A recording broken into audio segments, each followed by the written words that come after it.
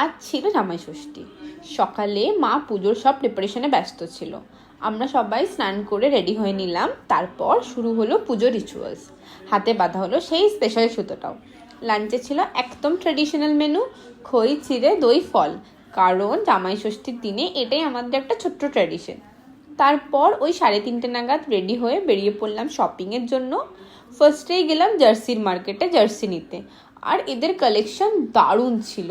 কোন টিমের জার্সিটা এখানে ছিল না বলো। সেকেন্ড স্টপ ছিল স্প্ল্যানেড। কিছু সুন্দর সুন্দর স্কার্ফ খুঁজছিলাম, বাট অনেস্টলি আমার পছন্দের মতন পেলাম না। আর আমার রেড শেডের কাশ্মীরি চুড়ি নেওয়ার ছিল, তো ওটাই এখানে নিচ্ছিলাম। এরপর চলে গেছিলাম শ্রীলেদার্সে।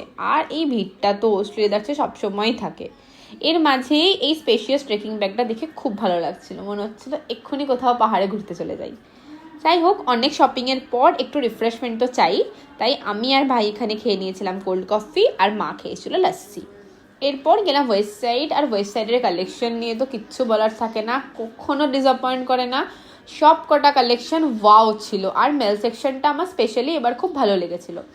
সো এখানে অনেক শপিং করা হয়ে গেছে। আজকের মতন শপিং এখানেই ডান।